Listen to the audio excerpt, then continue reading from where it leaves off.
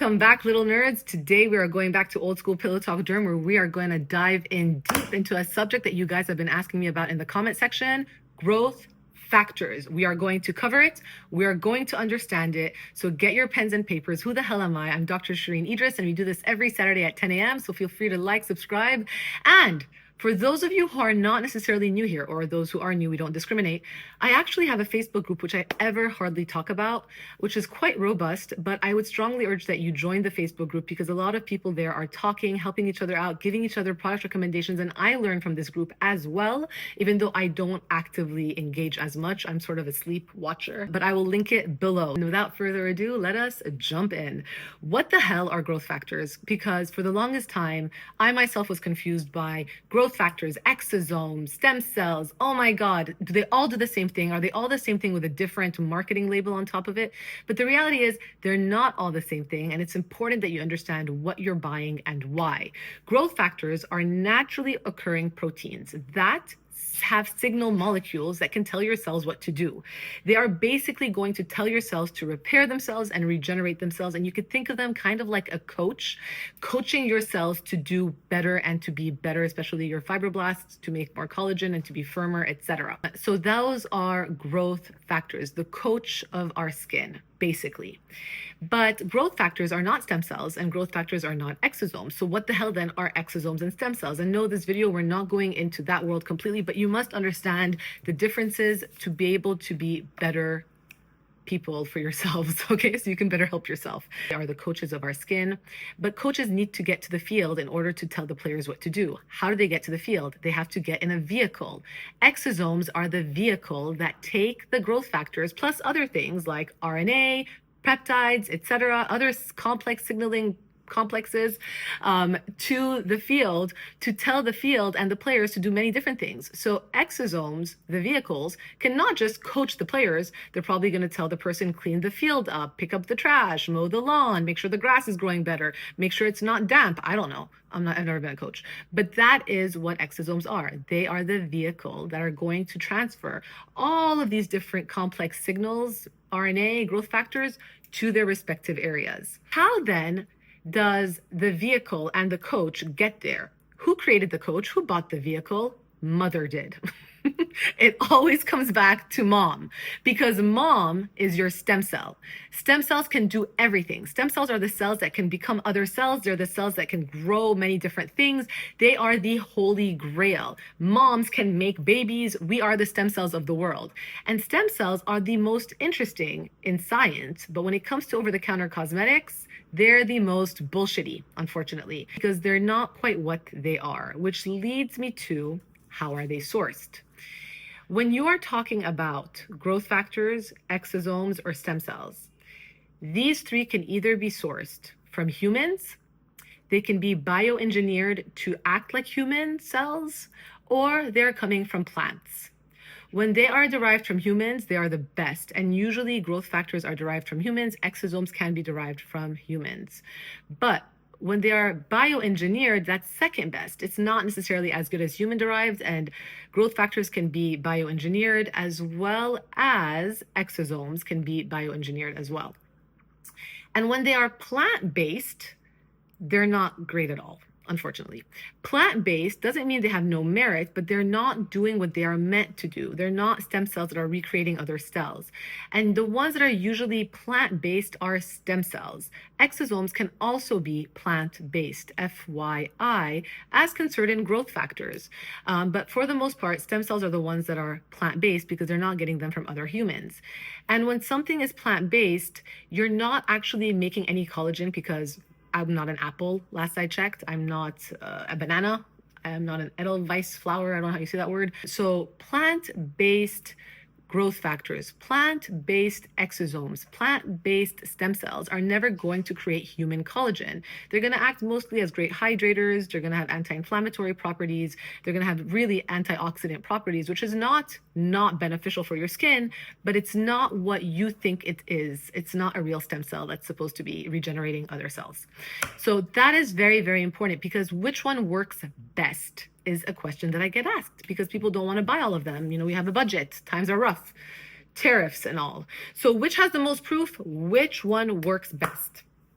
The most proven in a clinical setting are hands down growth factors, especially epidermal growth factors. These are the ones that are evidence-backed. These are the ones that you should probably spend your money on if you're going to spend your money on.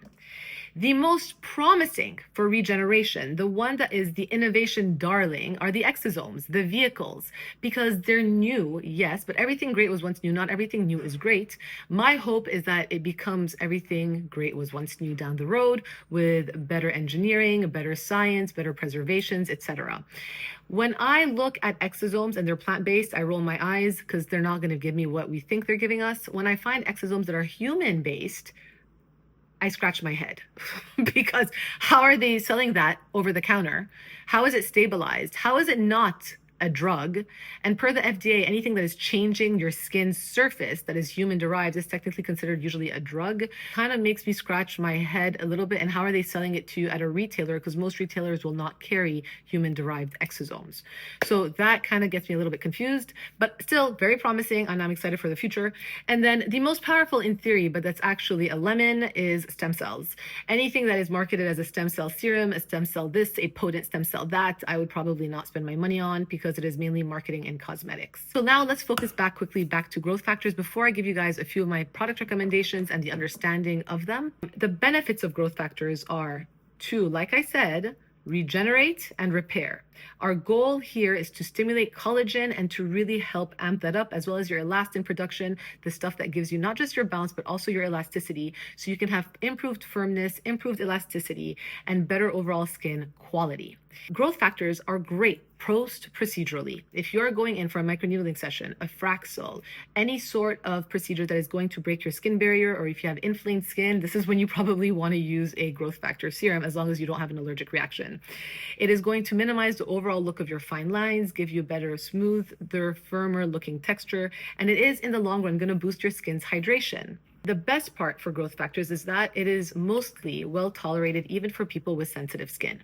So unlike retinols or retinoids, which I will talk about at the very end of this video, growth factors can help boost your collagen in a very slow and gradual way, minus any irritation. So if you're overall sensitive and you've never been able to tolerate a retinol, you may want to look towards growth factors. But there is some skepticism that must be addressed when we are talking about growth factors alone. You will often see people say, it's way too big to penetrate your skin barrier.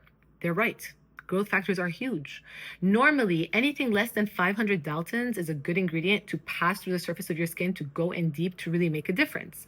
Growth factors are around 15 to even 60,000 in weight. They're much bigger and unable to go through the surface of your skin.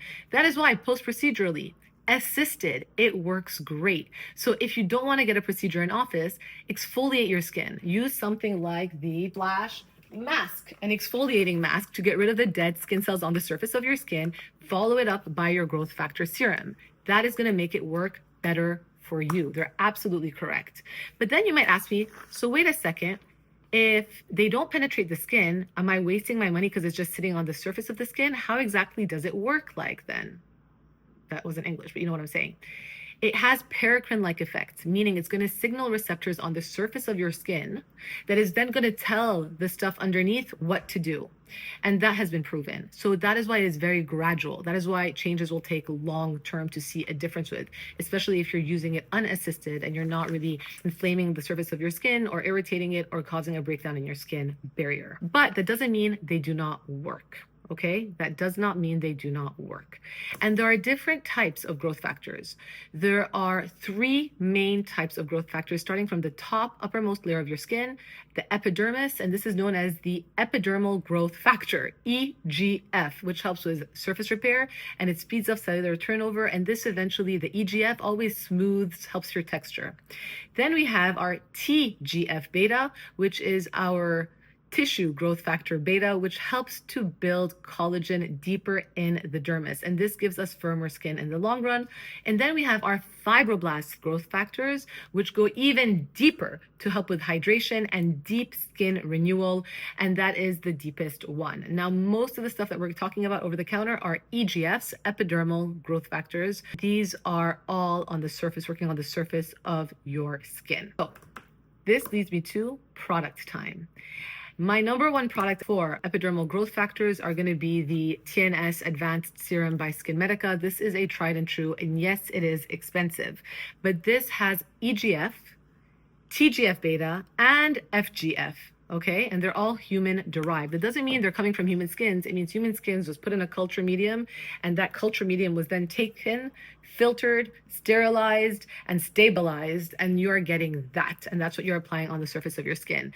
This works best for deep wrinkles, elasticity. I love it post-procedurally after microneedling, any type of radio frequency with microneedling, any type of Fraxel. It really does help to renew your skin and works best for deep aging concerns. And it comes at a pricey heft tag of nearly $295. But this is something that I don't necessarily use every single night because of the price. I can tolerate retinols, so I'll use a retinol on my face, but I may use this on my neck and chest if I do not tolerate the retinols, especially after I exfoliate. I love her. She's great.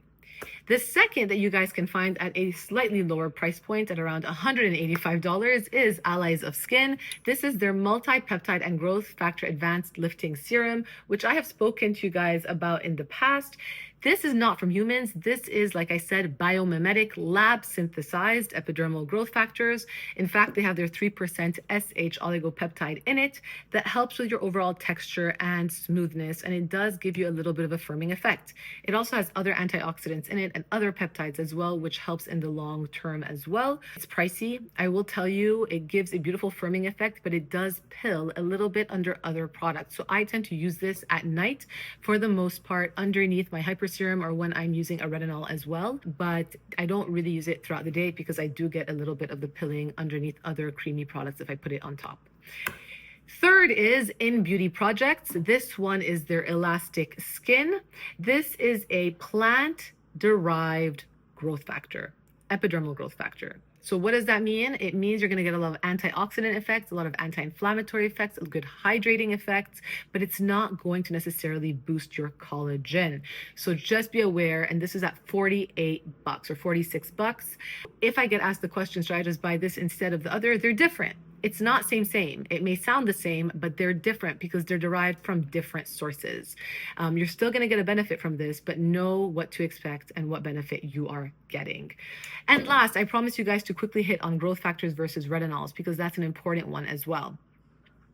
Retinols are also tried and true. We think of retinols, we think anti-aging, we think collagen. They are going to help speed up our cell turnover. In the process, they're going to irritate our skin. They're also going to help boost our fibroblasts to secrete collagen, but they come with irritation. They come with inflammation. They come with a little bit of like a learning curve, but they work relatively fast. Growth factors do none of that. Growth factors work very slow, very gradual. It doesn't come with irritation or inflammation, but it takes a much longer time for you to get that effect. It's not going to be helpful with acne either, because like I said, retinols help with cell turnover, so it's going to get rid of blackheads and whiteheads. Growth factors are not. But you can use these two together. You can use a growth factor serum and a retinol together. Why? Because then it becomes like an assisted delivery for the growth factor. If you have that inflammation a little bit or that irritation from the retinol, it might make the growth factor work a little bit better for you.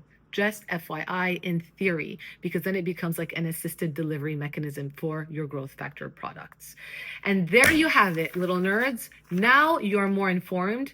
Now no one will take you for a ride. What do we do when we see plant-derived exosomes at any sort of retailer or any brand? We roll our eyes because we know they're not going to help make collagen. But what do we do when we see a growth factor serum? We ask questions. Is it human? Is it bioengineered? Is it plant-based? And what am I getting out of this?